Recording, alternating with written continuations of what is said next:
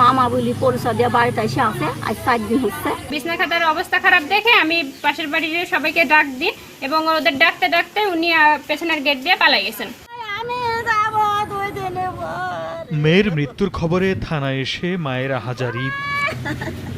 স্বজনরা জানায়, নাটোরের লালপুরের কামারহাটিতে 1 বছরের ছেলেকে নিয়ে জায়ের সঙ্গে থাকতেন দুবাই প্রবাসীর স্ত্রী শিউলি বেগম। অনার্স পরীক্ষা শুরু হয় 5 দিন আগে, যা নিতু রাজশাহী বাবার বাড়িতে চলে যায়। পরদিন থেকে শিউলির মামা পরিচয়ে এক যুবক তাদের বাড়িতে থাকা শুরু করেন।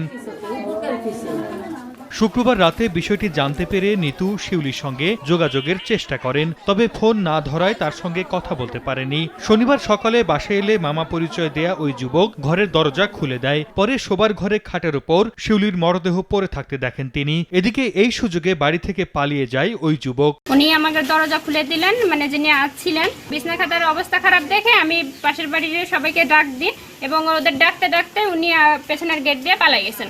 মামা বলি পরিচয় দিয়ে বাড়িতে এসে আছে, আজ 4 দিন হচ্ছে।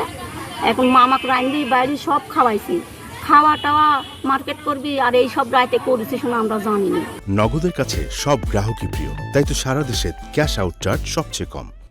খবর পেয়ে ঘটনাস্থল থেকে মরদেহ উদ্ধার করে পুলিশ। কথিত মামাকে শনাক্ত করে আইনের আওতায় আনার আশ্বাস আইন শৃঙ্খলা রক্ষা বাহিনীর। 2-3 দিন আগে নাকি একজন লোক তার এখানে আসছিল, অজ্ঞাতনামা।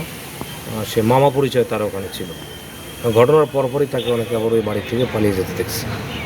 তা আমরা তার পরিচয় শনাক্ত করার জন্য চেষ্টা চালাচ্ছি। শিউলির স্বামী সোহান ও নিতু খাতুনের স্বামী রিপন মিয়া 1 বছর ধরে দুবাই থাকেন। সময় সংবাদ, নাটোর।